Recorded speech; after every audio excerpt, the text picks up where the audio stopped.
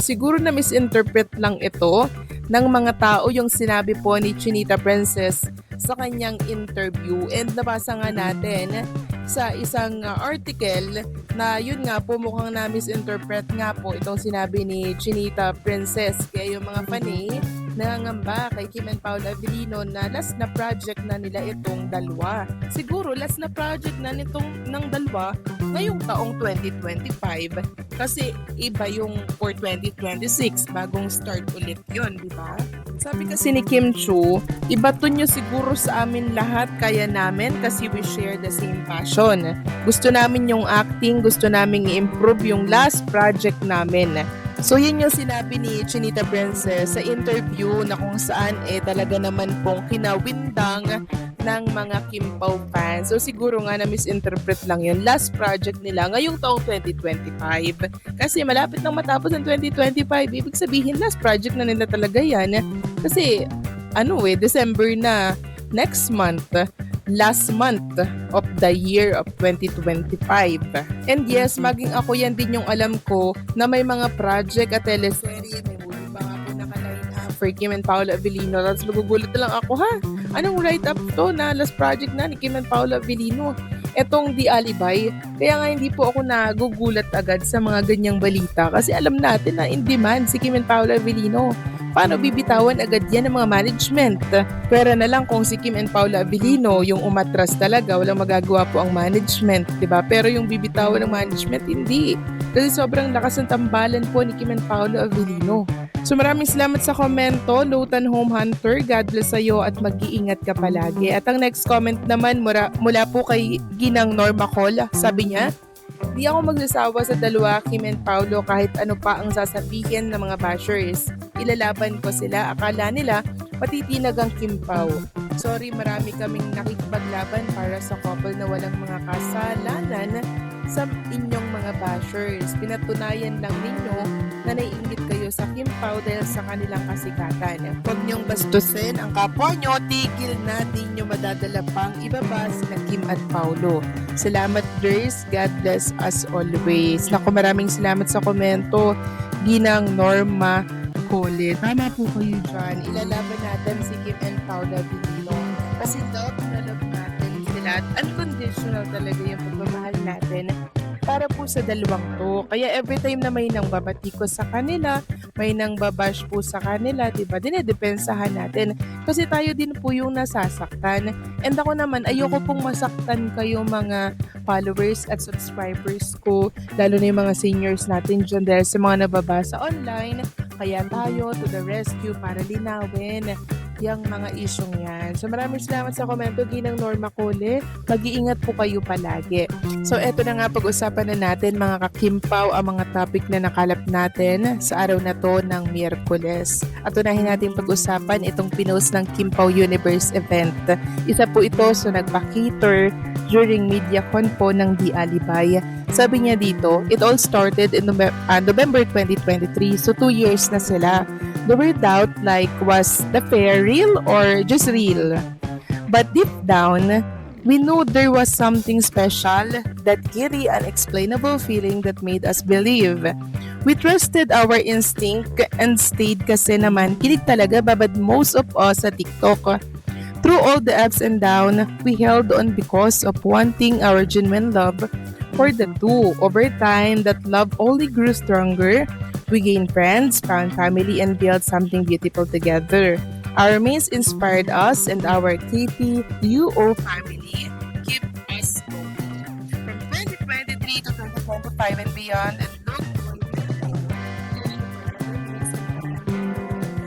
all. So from the very beginning, nakasuporta na po sila sa Kim Pao or kay Kim and Paula Avellino. Mabuhay ang Kim Pao Universe.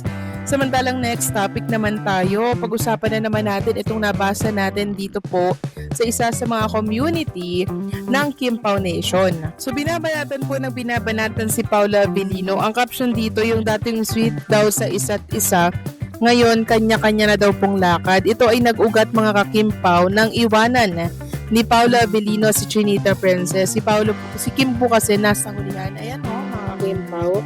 ngayon si Paolo na una pong maglakad. Sabi dito, mga bashers, porket di magkasabay, may issue na agad sa Kim Pao. Nakita ko lang to, nagigigil lang ako sa mga comment nila. Anong gusto nyo? Kargahin ni Paolo si Kim.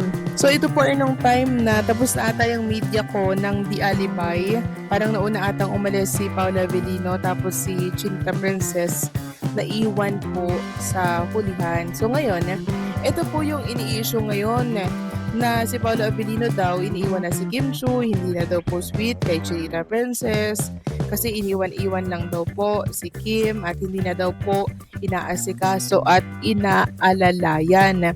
So yung dating sweet daw sa isa't isa, ngayon kanya-kanyang lakad na daw. Si Kim na lang ata ang may pagmamahal kay Paolo Avellino. So yun yung caption po ng ilan sa mga nagkakalat dito sa mundo ng social media. So itatama ko lang po ito mga kakimpaw ha. Kaya po naiwan si Chinita Princess doon dahil ano po siya, ina-accommodate niya talaga yung mga fans na nagpapapicture sa kanya, mga nagpapaselfie sa kanya, mga kakimpaw. Kaya naiiwanan po siya ni Paolo eh. Ang bilis kasing lumakad ni Paolo Avellino mga kakimpaw. Tapos may pagka-nonchalant pa to kaya nakakahiya pong lapitan. Eh si Kim Chiu kasi lahat po nang nag-aano sa kanya, o sige picture tayo, di ba? Pero ano si Kim Chiu, pagbigay po mga kakimpaw, no? Kaya hindi siya nakakahiyang lapitan. Kaya yan, naiiwan po si Kim Chiu, si Paolo Avellino ay nauuna. Ngayon, ginawa na naman po ng meaning ng mga kung sino-sino dito sa social media. Pinagkakalat nila na ano daw si Paolo Avellino, nang lalamig na daw, wala na daw yung dating kilig, wala na daw yung dating sweetness. Sus mio marimar ko ano naman po yung mga nababasa ko dito sa mundo ng social media at malamang kayo nababasa nyo na din po ito. Kaya eto na naman ako, to the rescue na naman po sa mga issue na pinupukol kay Kim and Paolo Avellino na wala naman pong katotohanan. Uulitin ko ulit mga kakimpaw ha, wala pong katotohanan yan, baka po kayo malungkot na naman. Basta wag kayong mag-alala, lilinawin ko lahat ng mga issue na yan. Okay. Ang balitang Paolo, iniwanan si Kim, ay agad na umago ng atensyon ng mga netizens at fans ng Kim Pao.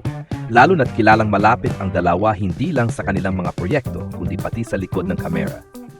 Pero ayon sa mga malalapit na source, hindi ito pag-iwan sa negatibong paraan, kundi isang personal at profesional na desisyon ni Paolo Avellino na kailangang gawin dahil sa mga bagong commitments at personal na priority. Sinasabing si Paolo ay pansamantalang humihiwalay muna sa ilang showbiz engagements para bigyang pansin ang kanyang mental well-being at makapagpahinga matapos ang sunod-sunod na trabaho. Bukod pa rito, may mga bagong proyekto raw na inaayos sa ibang platform o bansa na kailangang pagtuunan ng pansin. Hindi raw ito dahil sa anumang tampuhan o problema kay Kim Chiu.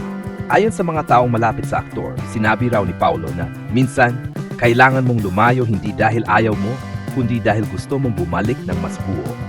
Isa itong pahiwatig na gusto niyang magbalik ng mas handa at mas inspired at kasama pa rin si Kim sa mga taong nagbibigay ng inspirasyon sa kanya.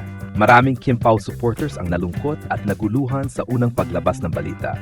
Pero nang malinaw na ang dahilan, karamihan ay nagpaabot ng suporta at pag-unawa. Trending sa X, ang hashtag #WeSupportPaolo at Always with Kim Pao. Tanda na buo pa rin ang tiwala ng fans sa kanilang samahan. Ang ganitong sitwasyon ay nagpapakita na kahit sa mundo ng showbiz, may mga panahon na kailangang unahin ng mga artista ang sarili nila. Hindi ito kabawasan sa professionalism, kundi patunay ng pagiging totoo sa sarili. Kung totoo ng pansamantala lang ito, mas nakakatuwang isipin na babalik si Paolo na mas malakas, mas handa, at marahil mas malalim pa ang koneksyon nila ni Kim Chiu bilang magkaibigan o higit pa. Ayon sa ilang ulat, bago pa man kumalat ang balitang pag-iwan, nagkaroon na raw ng malalim na pag-usap sina Paolo Avellino at Kim Chiu. Pareho nilang naunawaan ang sitwasyon at nagkasundo na walang samaan ng loob. Si Kim pa nga raw ang unang nagsabi kay Paolo na, kung kailangan mo ng pahinga, go ahead, nandito lang ako. May mga spekulasyon din na part ito ng bagong transition phase sa career ni Paolo. Maaring naghahanda siya para sa bagong genre o proyekto na ibang-iba sa mga nagawa niya dati. Kaya kailangan niyang maglaan ng oras para sa sarili at sa kanyang craft. Hindi diretsang nagsalita si Kim tungkol sa issue.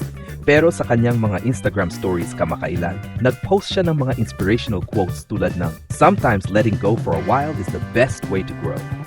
Maraming fans ang naniwala na ito ay may kinalaman sa sitwasyon nila ni Paolo, na sa halip na drama, pinili ni Kim ang respeto at suporta. Bagamat nagulat at nalungkot ang ilan, Karamihan ay mas naintindihan ngayon ang desisyon ni Paulo. Ang mga fans club nila, gaya ng Kim Pao Warriors at Team Kim Pao Nation, ay naglabas pa ng solidarity statement na nagsasabing, hindi man sila magkasama ngayon sa ilang proyekto, ang tiwala at suporta namin ay buo pa rin. Ang tunay na partnership ay hindi sinusukat sa araw-araw na pagkikita, kundi sa respeto at malasakit.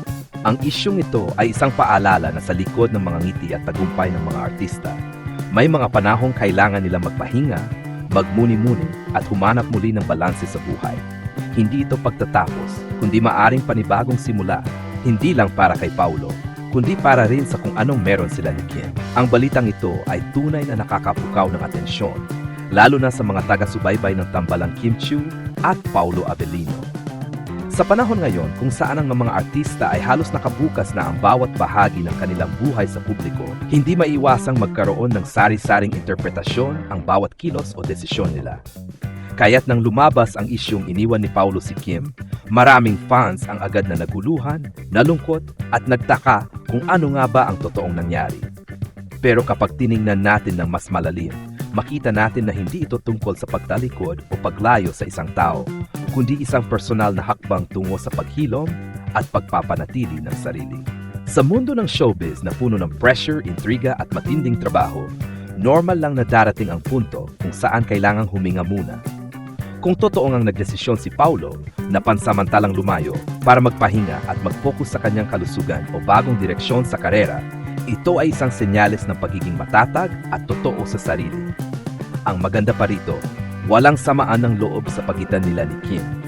Sa halip na tampuhan, pinili nilang maging understanding at respectful sa isa't isa, bagay na nagpapakita ng maturity at malalim na pagkakaibigan. Si Kim bilang isang matatag at mapagmalasakit na tao ay patuloy pa ring nagpapakita ng suporta sa pamamagitan ng mga positibong pahayag at inspirational posts.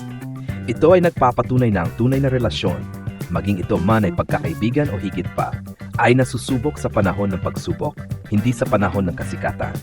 Bilang mga tagahanga, dapat nating makita ang ganitong sitwasyon bilang paalala na ang mga artista ay tao rin, napapapagod, nasasaktan, at nangangailangan din ng oras para sa sarili. Hindi natin dapat agad bigyan ng negatibong kahulugan ng salitang iniwan. Dahil minsan, ang paglayo ay hindi tanda ng kawalan ng pagmamahal, kundi isang paraan upang mas mapanatili ito sa tamang paraan. Kung tutuusin, maaring ito pa nga ang magpatatag sa samahan nila. Dahil kapag may respeto at malasakit sa isa't isa, mas lumalalim ang koneksyon kahit hindi palaging magkasama.